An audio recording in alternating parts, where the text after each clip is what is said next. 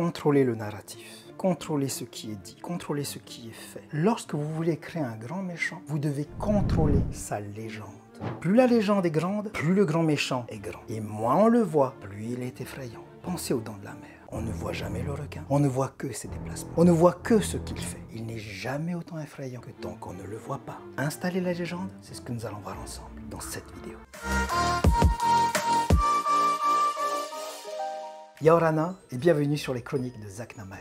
Lors de notre dernière vidéo, nous avons vu l'origine du grand méchant. Comment justifier ses actions. Dans celle-ci, nous allons voir ensemble comment installer sa légende. Comment faire en sorte que vos héros, lorsqu'ils vont devoir le rencontrer, se mettent à paniquer, se mettent à se lever de leur chaise, à ne plus pouvoir s'asseoir parce qu'ils ont peur.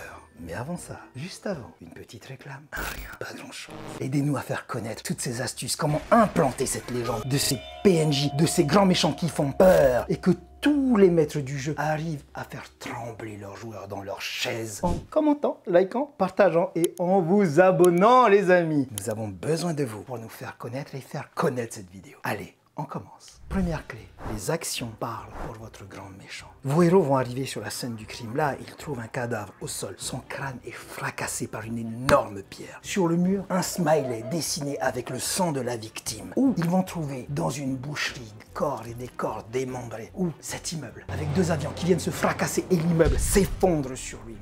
Les actions vont parler pour votre grand méchant. Il n'apparaît pas, il n'est pas là, mais on ne parle que de lui. Deuxième clé, le petit personnel parle mieux du grand chef que le grand chef lui-même. Dans ma campagne, mes joueurs devaient aller au château Karomark. Ils entrent dans une auberge.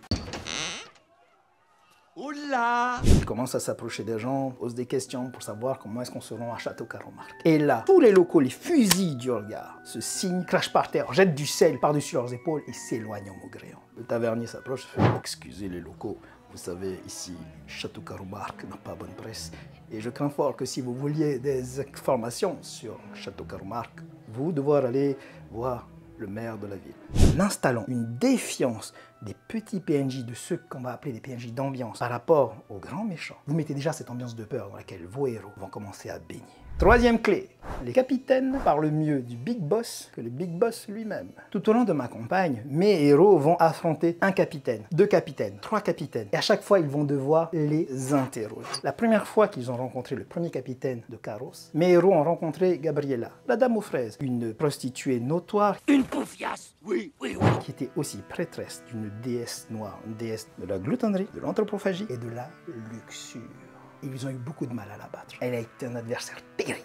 Et lorsqu'ils l'ont enfin battue, le couteau sous la gorge, ils lui ont dit « Parle-nous de ce gars que nous avons vu derrière ta fenêtre. » Et ils ont vu son regard. Ils ont vu son visage se décomposer. Gabriella les a regardés. Si je dois vous parler de lui, autant me tuer tout de suite. J'ai peur de lui. Mes héros venaient de souffrir dans un combat contre Gabriella. Et ils ont vu Gabriella avoir encore plus peur du grand méchant que d'eux. Utiliser ça, la peur des petits capitaines pour leur grand chef. Quatrième clé, incarner le grand méchant lui-même fait encore plus peur que de le voir. J'adore utiliser les rêves oniriques, les voyages dans les songes ou simplement un netrunner. Ce que j'ai fait dans ma première campagne pour bien montrer à mes joueurs à quel point Carros était cruel, l'un de mes joueurs était un prêtre et il a reçu de sa divinité un songe. Et dans ce songe, il s'est vu à la place de Carros et les autres joueurs ont été attirés dans ce rêve et ils ont interprété les capitaines. J'avais écrit une petite pièce de théâtre et j'ai donné leur texte à chacun de mes joueurs. Et puis ils se sont mis à lire et ils se sont mis à comprendre quels étaient les buts réels de Carros. Ils se sont mis à comprendre à quel point chacun des capitaines qui étaient en train de lire, des capitaines que certains avaient été battus, comme Gabriella, quel était leur vrai enjeu. Ils ont compris qu'ils avaient raté certaines informations